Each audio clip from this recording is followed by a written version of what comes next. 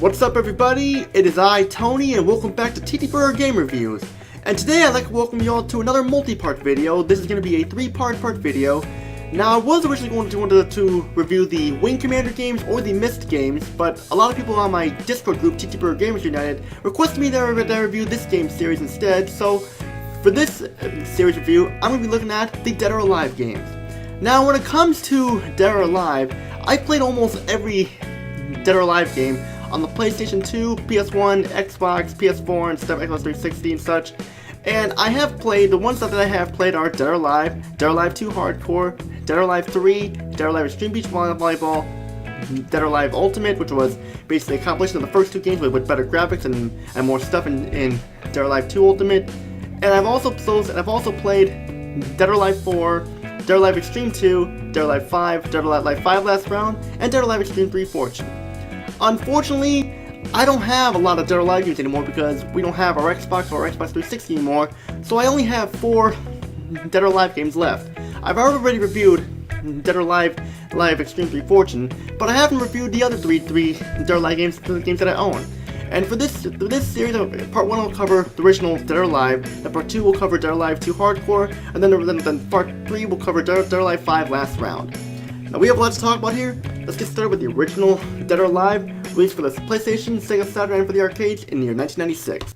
Now going into the original Dead or Alive, this was way before all the fan service started kicking into the Dead or Alive games, so the first two Dead or Alive games I'll be looking at were very different compared to like how they were on the Xbox and stuff, so that's just me though.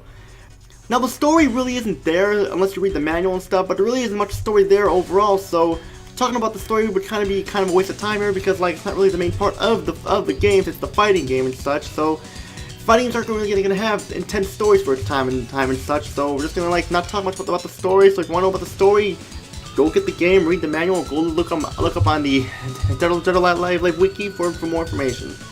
But as we get into the game here, we can see that there are some modes to play here. We got tournament and Kumaide and survival and stuff like that. And while it is cool to have quite a few modes here, tournament mode is pretty much the only mode that's pretty much worth playing, because like Kumaide mode, while it is fun, it's just that it gets kind of repetitive because you have to fight in like 30 battles in a row or 50 battles or 100 battles in a row or whatever you want to call it. Just playing all those battles in a row can get kind of repetitive after a while and stuff. And like basically tournament mode is just pretty much the only mode we're going to be mainly talking about here, because it's pretty much the main mode.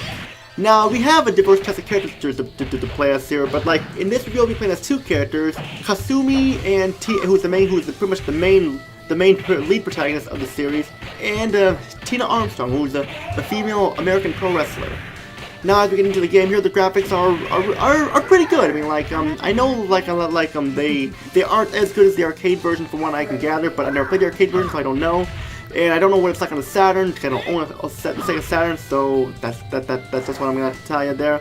But like, the graphics are really nice, the frame rate is smooth, the character models look great, they animate well, and the backgrounds do look kind of bland, but just that's what you expect from an early fighting game that came out in the 90s and stuff. I mean, like, the backgrounds look okay, it's just that, I didn't hate or like them, just that I was indifferent between them.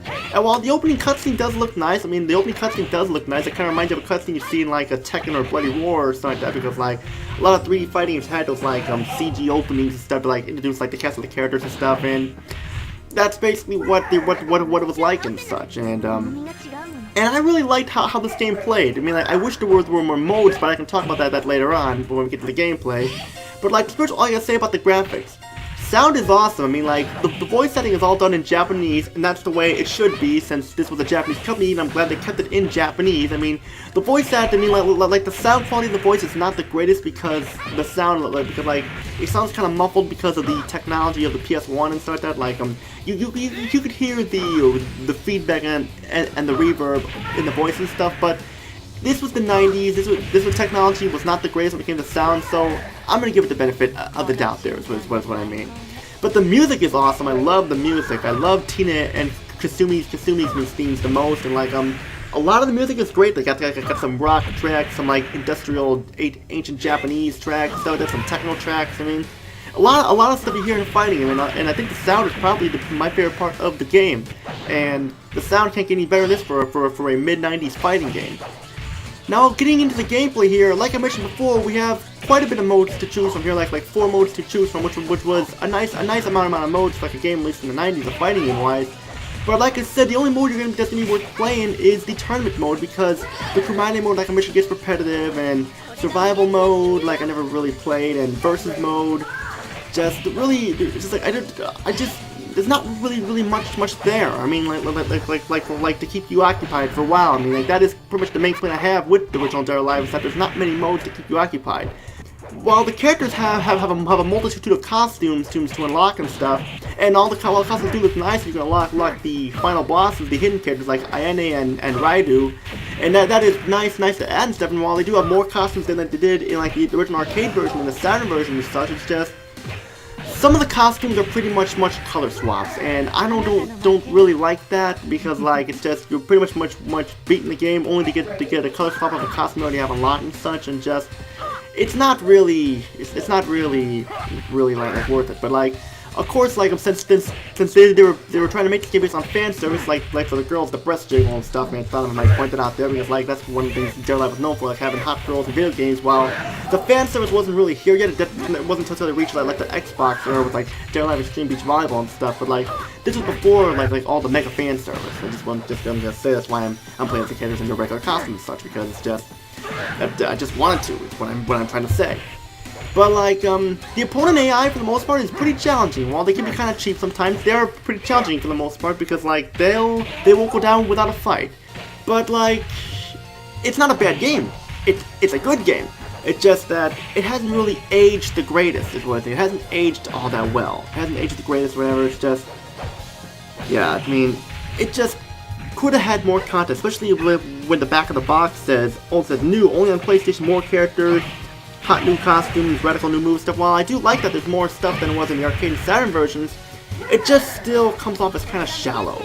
And like, this is gonna be the Dead or Alive game you're not going to be playing the most, when we have other Dead or Alive games out and such. And like, of course, like one of the reasons why I'm reviewing this game is because like, the main reason why my subscribers want me to review this game, who are in the TTBurger United group, is because Dead or Alive 6 is coming out on March 1st as of this recording, and I wanted to go back and just like show you guys what made the Dead or Alive games awesome, because I should mention now that I am not going to be getting Dead or Alive 6 because of all the censorship, and I don't agree with the censorship in the game, so just letting it out there. But what's my final rating here? It's a decent martial art fighting game. I mean, like, not the best. I mean, there's Tekken was better and such, and like like Bloody Roar and stuff was a little bit better. But I'll give it the benefit of the doubt, because it was the first one. I knew they were going to improve and stuff. That's basically what it was. I will be giving the original Dead or Alive a 7.5 out of 10. It's not the highest rating, not the lowest rating ever, but still, it's the best rating to give it. That's it for this part. Stay tuned for part 2. We're gonna be looking at Dead or Alive 2 Hardcore on the PlayStation 2, which improved a lot over its predecessor here. So that's all I gotta say. This is Tony. Peace and out. See you in part 2.